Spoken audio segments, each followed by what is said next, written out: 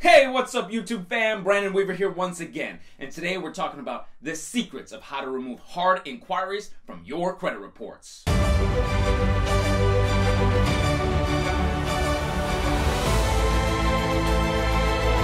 Alright guys, so me and my team have done our due diligence.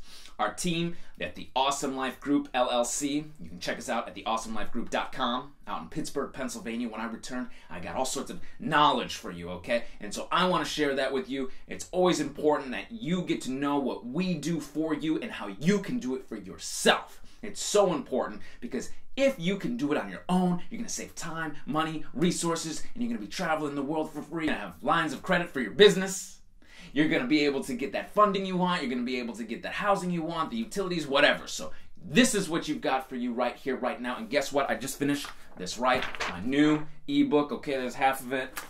There's the other half on how to remove hard inquiries. And today I'm going to walk you through that process and all the secrets and tips, tricks, strategies I got for you for removing hard inquiries from your credit report. So let's get to it. Now, first and foremost, many of you know that hard inquiries are pretty bad for your credit report. If you've got a bunch of them, you went to a car dealership, you went to go get that home mortgage, you're looking for lines of credit for your business, funding, whatever, you've got a bunch, 15 million credit inquiries on your credit reports, hard inquiries. But relax, I got this covered for you now today. So, how do hard inquiries get there? Well, first of all, someone initiates a hard inquiry on you, right? Someone initiates that. Someone gives them written authorization, and someone has to have permissible purpose. Now, where does all this come from? Section 604 of the Fair Credit Reporting Act says that a creditor, someone who is running your credit, must have written authorization.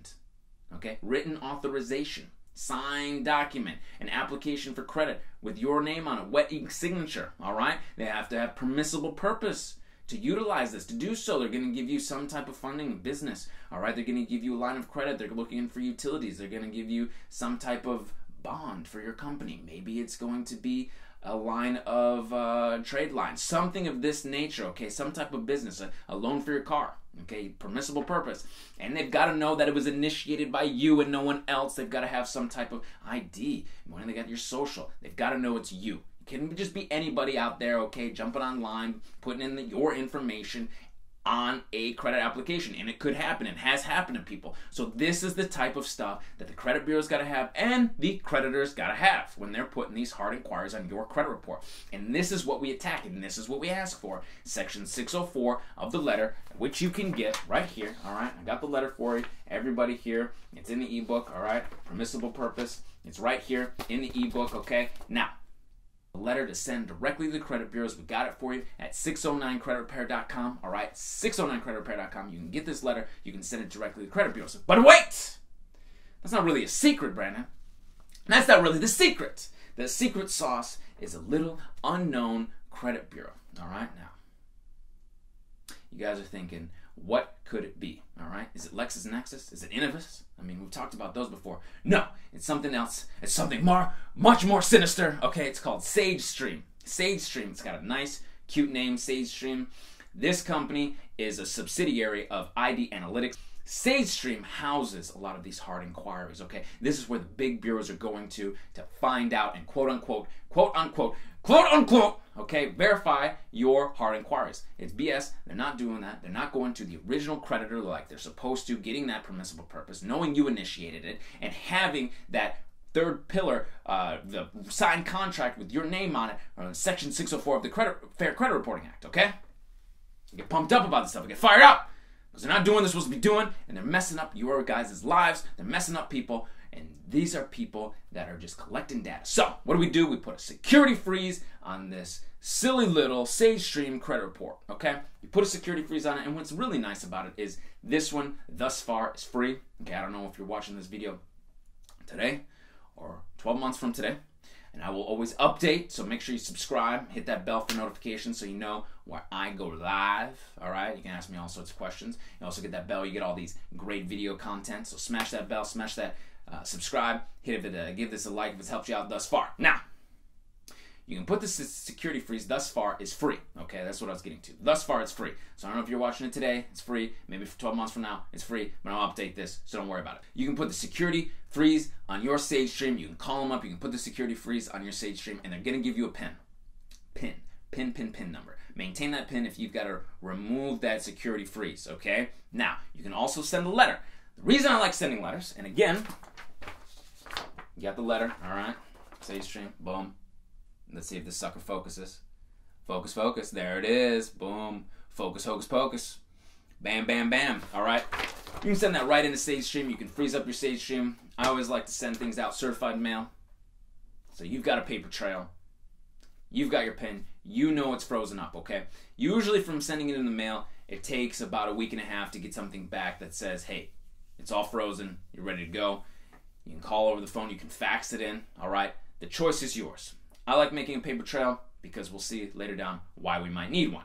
So, you've got your security freeze on. You've got your dispute letter from 609creditrepair.com where you can send in credit inquiry dispute letters right to the credit bureau. So, freeze goes on first, then you send the bureau's disputing all your hard inquiries. It is best to dispute non-account holding inquiries when they're attached to account.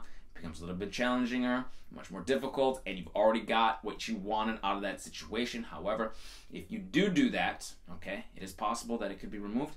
You could also have your credit card shut down or your line of credit shut down, so beware of that. But for the most part, most people are trying to get rid of hard inquiries that they do not have any credit line or debt attached to.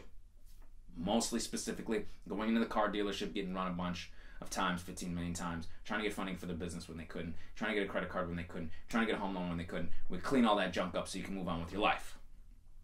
So you send in your dispute letter. It's always nice to have it notarized. It becomes a legal affidavit that it must be responded to, okay? And you have a source that's providing information saying you are who you say you are, and it's a paper trail that's been documented by a notary of the public.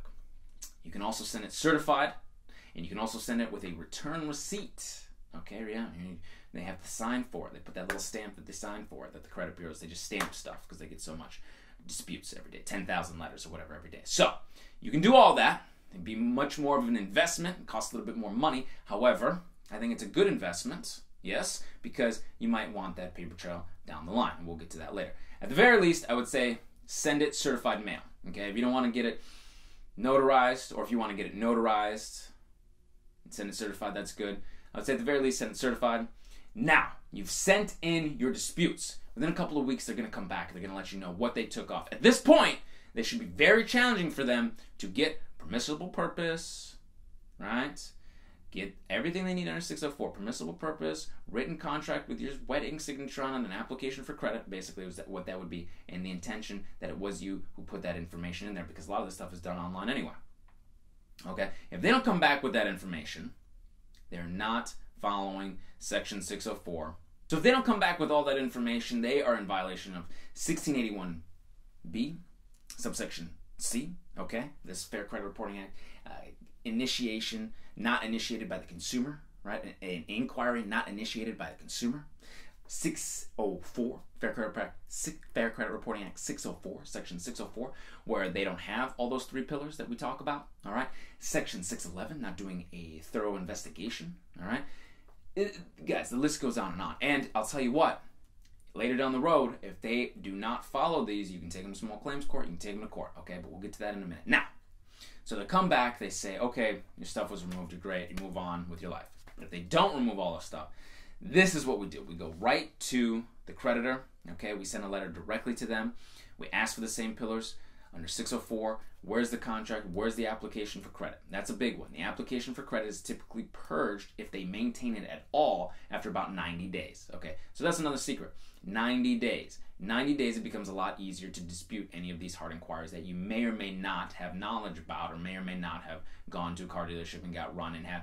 Believe me, people do not know they're getting their car dealership loans run 15 million times. They just don't know that, okay? I get calls all the time from clients that are like, oh man, I had no concept they were doing that, so we have to help them out and get that junk off of there. So, you can do this all on your own. You can send a letter directly in to these creditors who do not have any of this permissible purpose and all this good stuff, and they will have to prove it. They'll have to do an internal investigation. We've even had a client who emailed in showing a major car dealership who said they did not have an application for credit on file for this individual. They took that letter from that major automobile manufacturer, who will remain nameless, and sent it into the bureaus as supporting documentation. That's something that you can get. That's something that you could potentially want, or you just want them to remove the damn inquiry, right? That's exactly it. So get that into them. At the same time, you can send another round of the letter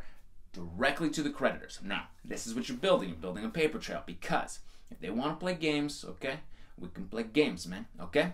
If they don't want to show you what they're supposed to show you, you can go directly to the CFPB, you can file a complaint, you can upload all the documentation that you have.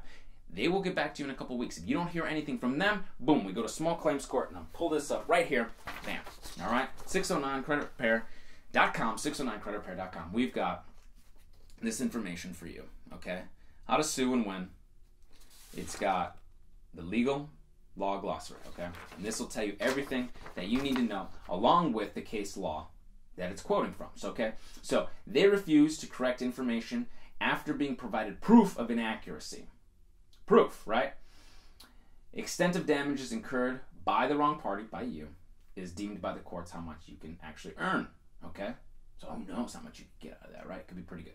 It could be $500, $1,000, could be $2,500, depending on, I could get lines of business from a credit, $10,000, okay. So this is Fair Credit Reporting Act, Section 623. Cushman versus TransUnion Corporation, U.S. Court of Appeals. It goes on and on, lists the case law, but you've got it right here. It'll be there for you, okay? Consumer protection afforded by the Fair Credit Reporting Act violations are $1,000, okay, per unverified account. $1,000, $1,000. I mean, you can just see. This focus.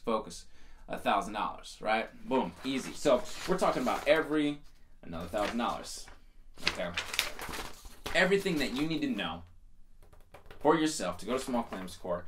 If they want to play games, $1,000 per unverified account. They're going to need to delete that stuff off your credit reports so you can earn on this. You can grow from this. Your credit can get better from this. You can get the lines of credit for your business. You can travel the world with free frequent flyer miles that I did. And I've also had business credit, okay? I'm building business credit right now. We're building business credit for some of our clients who have called in, emailed in. You can have us do all this work for you at theawesomelifegroup.com, or you can do it for yourself at 609creditrepair.com, guys. You have the knowledge. You can get this done on your own. I am here for you. The comments, all right? The emails, I'm here. We're doing free consultations in my other company. If you want us to do it for you, you've tried the rest, come home to the best, okay? If you have questions or concerns, reach out. If this video helped you out, please give it a like, thumbs up. Give me that boom, subscribe, smash the bell for notifications, and I will see you on the other side. Thanks, guys. Take care.